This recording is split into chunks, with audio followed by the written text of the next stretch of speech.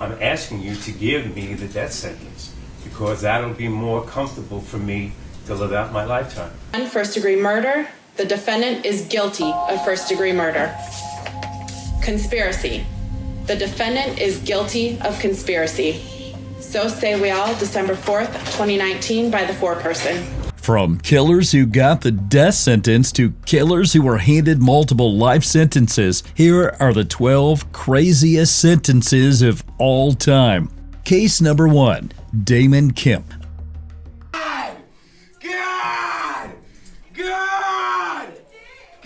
On December 17, 2018, a 19-year-old college student named Damon Kemp walked up to Daytona Beach police and said the unthinkable, "I killed my friend." But what officers who followed up on the confession would find inside an apartment stunned even the most seasoned detectives.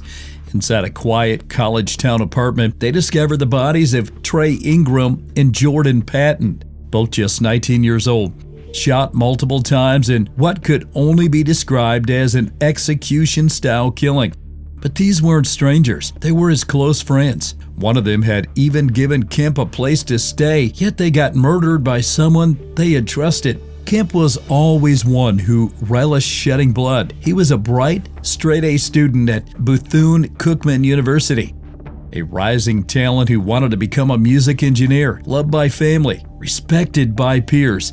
But in the weeks before the murders, something about him changed. Friends noticed Damon acting paranoid, convinced people were trying to harm him. One night, he even tried to crawl into bed with a friend out of sheer fear. Then, in a moment no one could have predicted, Kemp, high and out of breath, approached officers who were responding to an unrelated home invasion. Without being asked, he confessed to the murders. What followed was a courtroom spectacle that was chaotic and deeply unsettling. Kemp was wheeled into court screaming "God" over and over, refusing to stop even as the judge tried to restore order. Folks in the gallery, you need to hold it down. God! Mr. Kemp? God! He stared wildly, made strange faces, and shouted as if he were completely detached from reality. The victims' families filled the courtroom with raw emotion. Damon's bizarre behavior was blamed on drugs. In jail calls, he said he remembered smoking marijuana but claimed it might have been laced. His defense tried to argue for mental instability, but it didn't matter. In early 2024, Damon Kemp was sentenced to life in prison without the possibility of parole for 2 counts of second-degree murder and burglary with assault. But if you thought Damon's case was shocking, just wait until you see the sheer brutality of this next case. Case number 2, Mark Sievers. Count 1, first-degree murder. The defendant is guilty of first-degree murder. Conspiracy. The defendant is guilty of conspiracy. So say we all, December 4th, 2019, by the foreperson. On June 28, 2015, Teresa Sievers returned early from a family trip to get back to work as a doctor. But instead of walking into her peaceful Florida home, she walked straight into a deadly ambush, bludgeoned to death with a hammer in her kitchen.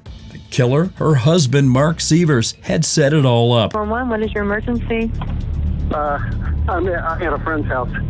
He's out of town, and I came here to check on his wife. And she's dead on the side, and she's bashed in the back of the head. She's cold.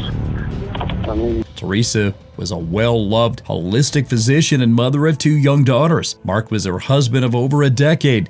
At the most, their life looked perfect. But behind closed doors, Mark was panicking. He believed Teresa was going to divorce him, and that meant losing custody of their kids and possibly their lifestyle. Even worse, he was in serious financial trouble. So instead of risking divorce, he decided to cash in on a way out. He took out a $5 million life insurance policy on Teresa. During a trip to Missouri for a childhood friend's wedding, he made a chilling proposition to the same friend. Curtis Wainwright. Teresa had to die. Wright agreed. And for just $10,000, he brought in a third man, Jimmy Ray Rogers, to help carry out the plan. And the evidence will establish that Mark Sievers, her husband, arranged for this murder and agreed to pay money for this murder out of the life insurance policies that would become due upon her death. Wright and Rogers drove from Missouri to Florida in a rented car, stopping at Walmart to buy black towels, trash bags, and other supplies for the job. On the day of the murder, they disabled the home security system, waited until Teresa came home alone, then attacked her with a hammer, inflicting 17 brutal blows. At first, Mark Sievers played the grieving husband.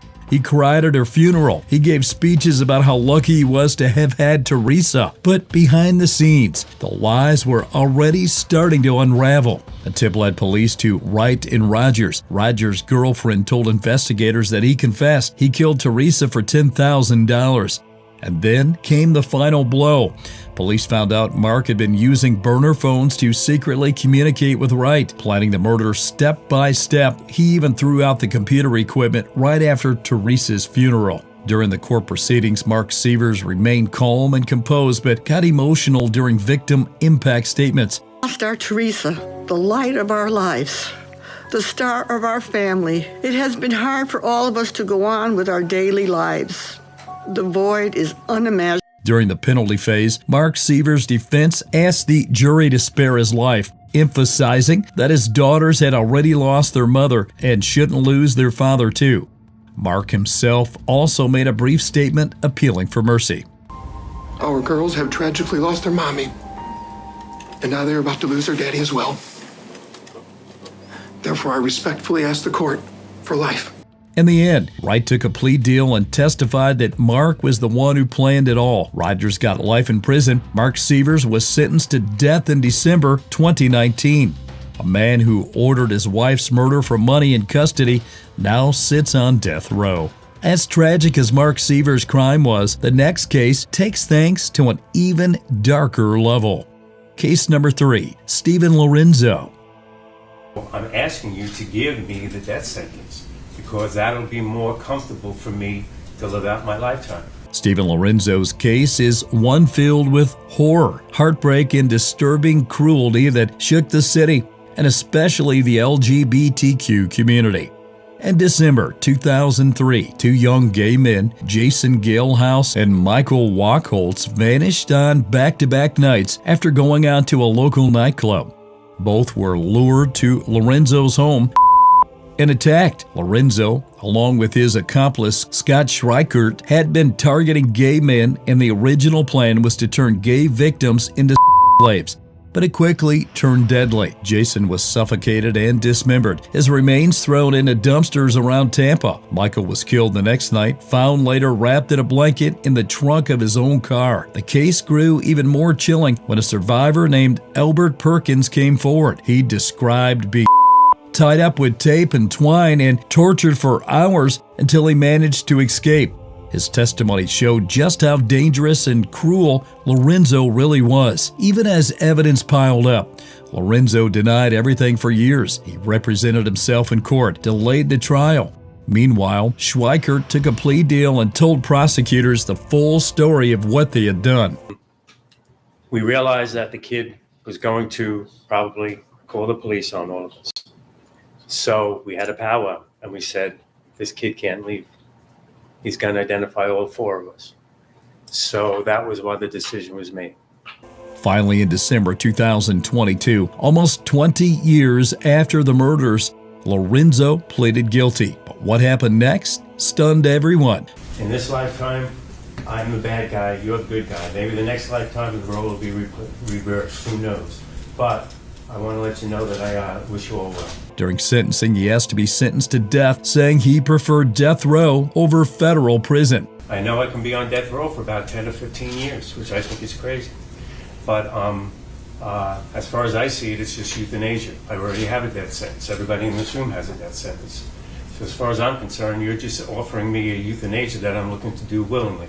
That's all it really comes down to. He showed no remorse and even claimed that dying would let him fetch a new body and come back again. The sooner that I get euthanized, as far as I'm concerned, the faster I can get, the sooner I can fetch myself a new body and come back again, a fresh body. That's how I look at it, because that's how it is. That's how spiritual work. We're eternal beings. On February 24, 2023, Judge Christopher Sabella sentenced Lorenzo to death not because Lorenzo asked for it, but because of the extreme cruelty of his crimes. Translates to, I sentence you, Mr. Lorenzo, to death.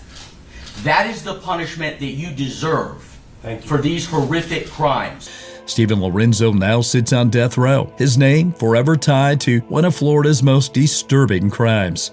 And Mr. Lorenzo, may God have mercy on your soul. My soul is fine, thank you, sir. Lorenzo's case is no doubt disturbing, but it pales in comparison to the horror of this next one. Case number 4, Jake Patterson. Before I did this, I planned on taking multiple girls, killing multiple families. I wanted to treat them differently, play mind games with them. The kidnapping of 13-year-old Jamie Kloss in October 2018 stunned the nation, not just because of the brutal murders that began it, but because of the young girl's courage and will to survive. It all started when Jake Patterson, a 21-year-old man from Gordon, Wisconsin, spotted Jamie by chance as she was getting off a school bus. That brief moment sparked a dangerous obsession. Patterson didn't know her name or anything about her. He simply decided she was the girl he would take. After 2 failed attempts, Patterson attacked Jamie's home early on October 15th. Wearing a ski mask and armed with a shotgun, he shot Jamie's father, James Kloss, as he opened the front door. He then stormed the house and found Jamie and her mother, Denise, hiding in the bathroom. Despite Denise's desperate attempts to protect her daughter, Patterson shot her and kidnapped Jamie, dragging her through her family's blood and locking her in the trunk of his car. He drove to a remote cabin 70 miles away where he kept Jamie hidden for 88 days. She was forced to stay under his bed, trapped by heavy objects so she couldn't escape. She was told what to do, when to move, and lived in constant fear. But Jamie never gave up. On January 10, 2019, while Patterson was away, she crawled out from under the bed and ran outside. She found Janine Nutter, a local woman walking her dog, who immediately recognized Jamie and got her to safety. Thanks to Jamie's bravery and quick thinking, police arrested Patterson within hours. He confessed to everything: the murders, the kidnapping, the planning, and showed no remorse. In court, he pleaded guilty to all charges. I didn't care if I died. If I could get away with having the girl for a week, it was worth dying for. When I saw Jamie, I instantly thought she would be a good target. Actually, mostly it was she was the first girl I saw once I had those ideas in my head. Jamie Kloss had her emotional statement read in court by Chris Gramstrup. Multiple families. I wanted to treat them differently, play mind games with them. I also just wanted to scare people. On May 24th, he was sentenced to 2 life terms without parole, plus 40 extra years for the kidnapping. Upon conviction, shall be sentenced to imprisonment for life. How do you plead to that charge? Guilty. As horrific as the kidnapping of Jamie Kloss was, what comes next is a different kind of betrayal. This time, not by a stranger, but by someone sworn to serve and protect. Case number 5, Wayne Jenkins. Rough cops who swore to protect and serve were nothing more than criminals. He apologized for it, Mr. Jenkins, but it still hurts. Wayne Jenkins was once seen as a rising star in the Baltimore Police Department. I got promoted to sergeant, I believe, in 2010, and then I was placed in Gun Trace Task Force for Baltimore City. As the leader of the elite Gun Trace Task Force, GTTF, he was praised for getting guns and drugs off the streets. But behind the scenes, he was running one of the most corrupt police units in recent American history. I'm Sergeant Wayne Jenkins of Gun Trace Task Force. I'm assigned to Baltimore City Police Department. I don't care what this is on camera, dum-dum. Under Jenkins' command, the GTTF turned into a criminal gang with badges. Instead of protecting the public, they robbed people, sold seized drugs back onto the streets, and faked overtime to steal thousands in extra pay. Their main targets were drug dealers, people they knew wouldn't go to the police. Jenkins and his team used illegal GPS trackers to follow their targets, often referring to them as monsters. They broke into homes, took cash and drugs, then lied in official reports to cover their tracks. Jenkins' double life continued for years. His aggressive tactics and high arrest numbers helped him climb the ranks quickly. But the truth caught up with him in 2017 when a federal wiretap on one of his officers uncovered the full extent of the unit's crimes. In March that year, Jenkins and 6 others were indicted on charges including robbery, racketeering, and civil rights violations. In 2018, Jenkins pleaded guilty and was sentenced to 25 years in federal prison. He expressed remorse during sentencing, saying he had failed the people of Baltimore. But for many, the damage was already done. The fallout was massive. The scandal exposed deep problems in the Baltimore Police Department, especially in how plainclothes units operate without enough oversight. The city entered a federal consent decree forcing reforms to address years of misconduct. Financially, the corruption cost taxpayers more than $13 million in settlements. Hundreds of criminal cases tied to the GTTF were thrown out because the evidence was tainted. But corrupt cops aren't the only people we need protection from, as we see in this next case. Case number 6, Dylan Roof. Once inside, he opened fire when the faithful rose and closed their eyes. On the evening of June 17, 2015, a young white supremacist walked into a historic black church and committed one of the deadliest hate crimes in recent U.S. history. To that church, I did it. Dylan Roof, 21, joined a Bible study session at Emmanuel African Methodist Episcopal Church in Charleston, South Carolina. For nearly an hour, he sat among the parishioners, pretending to be part of the fellowship. Then, without warning, he pulled out a Glock handgun and opened fire. He murdered 9 African-American churchgoers in cold blood, including Reverend Clementa Pinckney, who was also a state senator. Roof had planned the attack carefully. He picked Emmanuel AME because of its historical importance and deliberately chose a time when the group would be gathered in peace. Armed with a .45 caliber handgun and 8 magazines, he reloaded multiple times during the slaughter, shouting racist slurs as he fired. Roof fled the scene but was arrested the next morning in North Carolina. During interrogation, he laughed and showed no remorse. He admitted he wanted to start a race war. Authorities uncovered his website, The Last Rhodesian, filled with racist photos and manifesto explaining how events like the Trayvon Martin case had fueled his hatred. In court, Roof faced 33 federal charges, including hate crimes. The evidence was overwhelming. His confession, GPS records, and haunting testimonies from survivors. He chose to represent himself during sentencing, offering no apology and no defense. He told the court he had no regrets for what he did and would do it again if he had to. On January 10, 2017, Dylan Roof was sentenced to death, the first federal death sentence in a hate crime case. Later, he pleaded guilty to state charges and received 9 consecutive life sentences without parole. As shocking as Dylan Roof's hate crimes were, this next case is pure, calculated evil. Case number 7, Ronnie ONeal. This is the worst case ever in my life. On March 18, 2018, Ronnie ONeal committed a horrifying act of violence in Riverview, Florida, one that shocked the nation and left a lasting scar on his own family. That night, ONeal brutally murdered his girlfriend, Kenyatta Barron, and their 9-year-old daughter, Winivia, who had special needs. He also tried to kill their 8-year-old son, Ronnie IV, by stabbing him and setting him on fire. Miraculously, the boy survived. Just before midnight, Kenyatta made a frantic 911 call screaming for help as ONeal attacked her.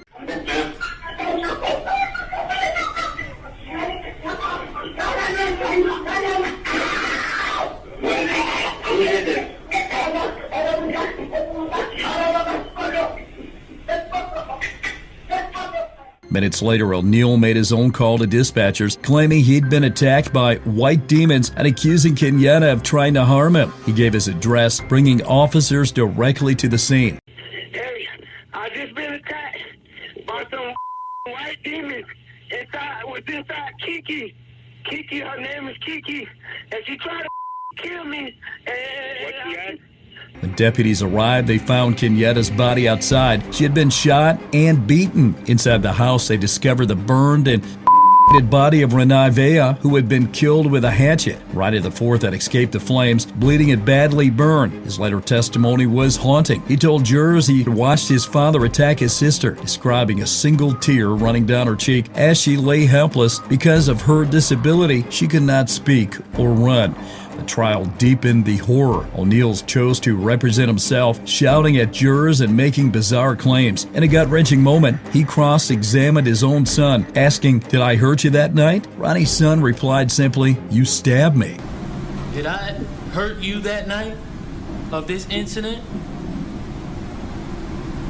Yes. I did. And how did I hurt you? You stabbed me.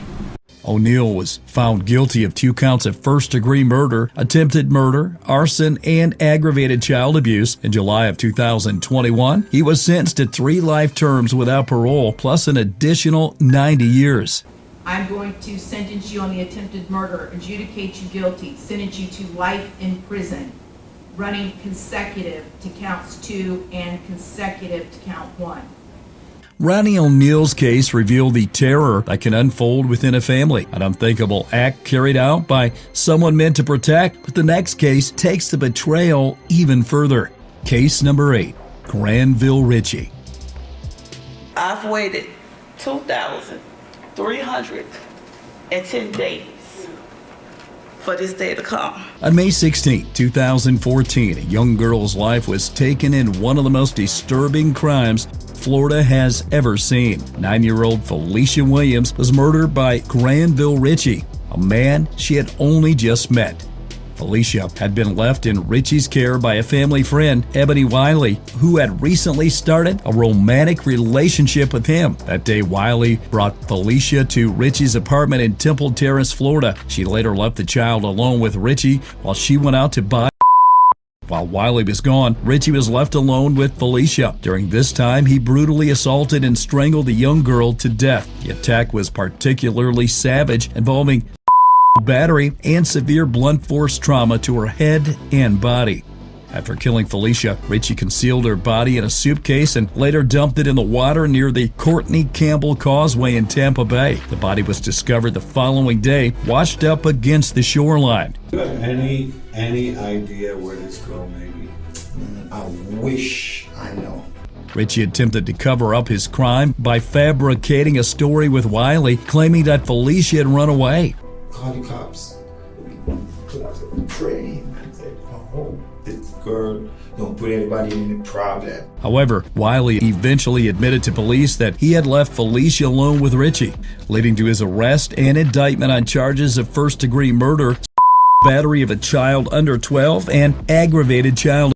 In September 2019, Richie was convicted on all counts by a unanimous jury verdict. The trial highlighted the horrific nature of his crimes, with evidence showing that the killing was both premeditated and a felony murder. In 2020, a jury unanimously recommended the death penalty for Richie, which was formally imposed by Judge Michelle Cisco. The court agrees with the jury's unanimous recommendation.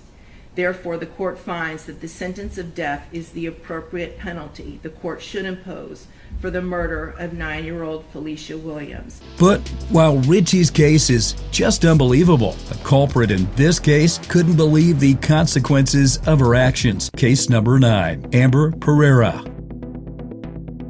Yes, ma'am, your life is ruined, but you also ruined a lot of lives and ended 3 lives. On August 10, 2017, Amber Pereira made a reckless decision that destroyed an entire family in seconds.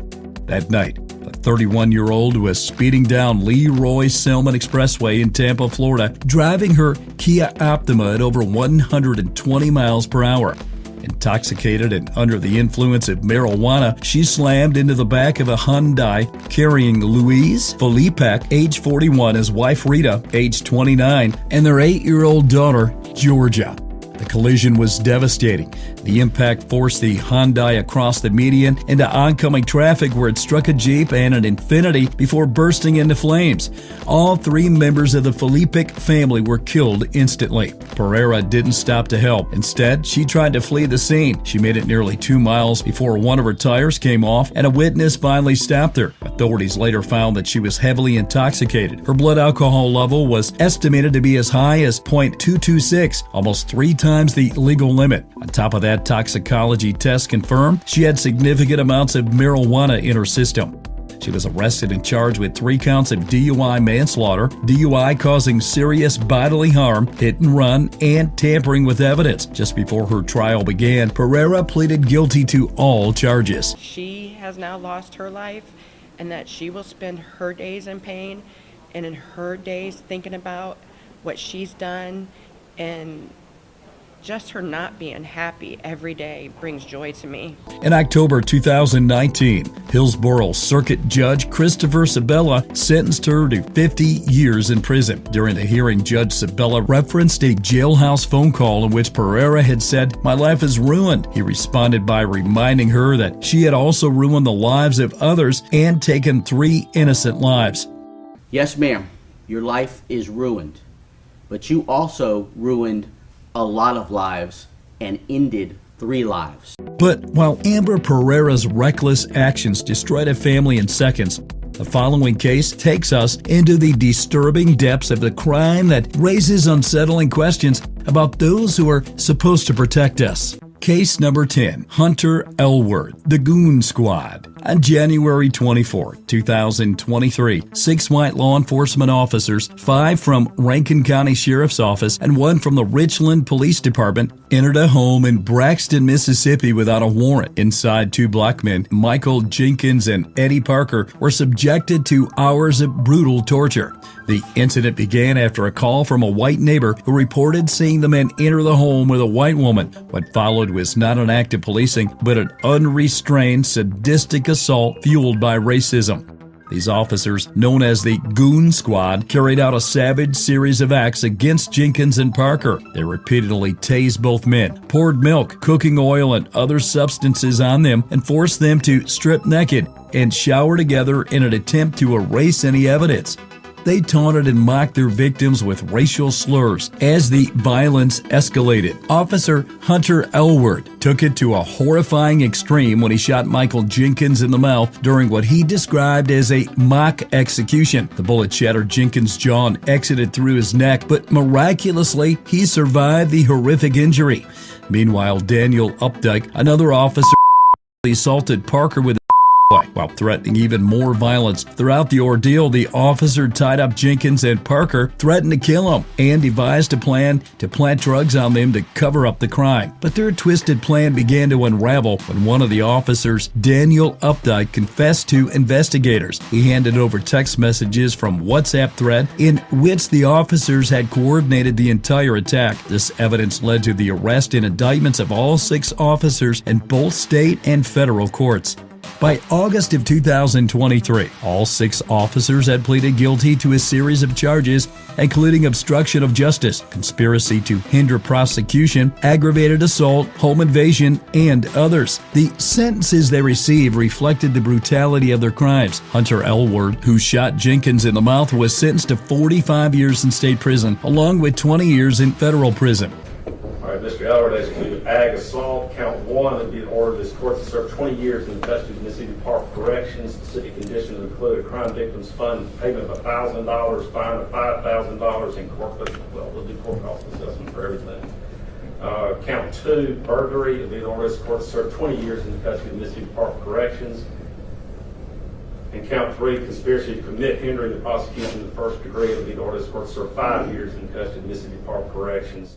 Christian Dedman, who played a key role in orchestrating the attack, received 25 years in state prison and 40 years in federal prison. Brett McAlpin, a high-ranking deputy involved in the raid, was sentenced to 20 years in state prison and nearly 27 years in federal prison. Jeffrey Middleton and Daniel Updike, both deeply involved in the torture, were sentenced to 20 years each in both state and federal prison. Joshua Hartfield, not part of the sheriff's department but still involved in the assault, received lighter sentences of 15 years years in state prison and 17 and a half years in federal prison.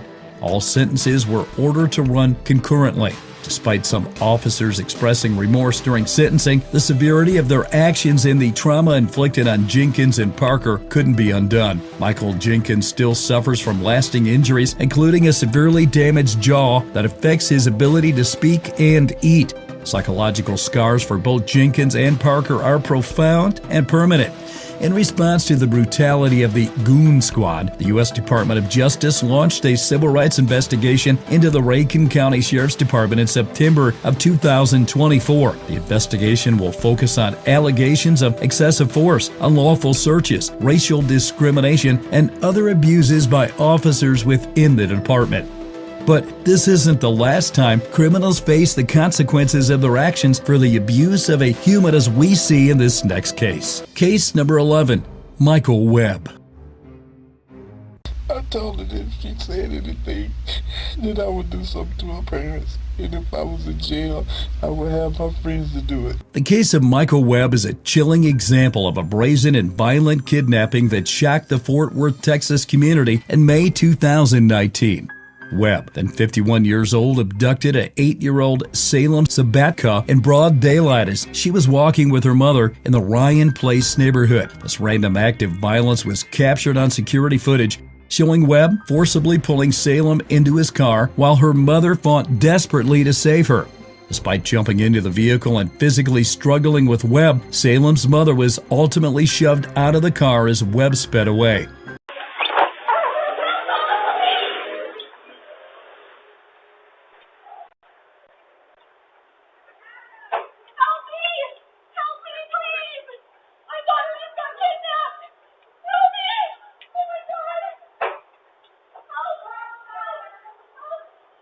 The abduction triggered an immediate and frantic search involving multiple law enforcement agencies and members of the public. Webb took Salem to a Wood Spring Suite motel in nearby Forest Hill where he assaulted her. 8 hours after the kidnapping, alert citizens spotted Webb's car in a motel parking lot and notified police.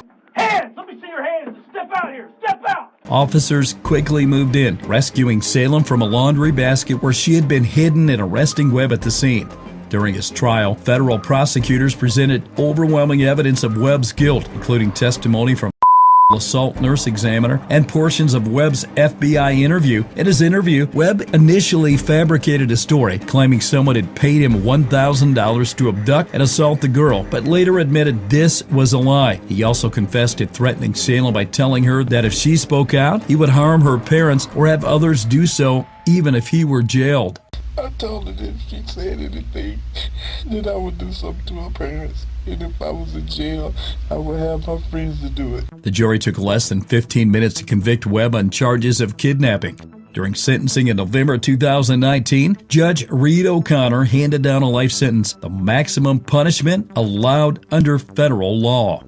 But what happens when a teenager takes a life? Just to know how it feels?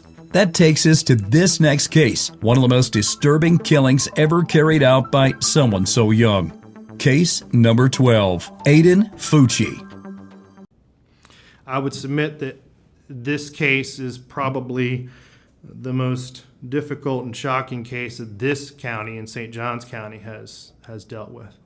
May 9, 2021 marked one of the most chilling examples of senseless violence when 13-year-old Tristan Bailey was brutally murdered by 14-year-old Aiden Fucci in St. Johns County, Florida. Fucci lured Bailey into the woods near their neighborhood and stabbed her an astonishing 114 times.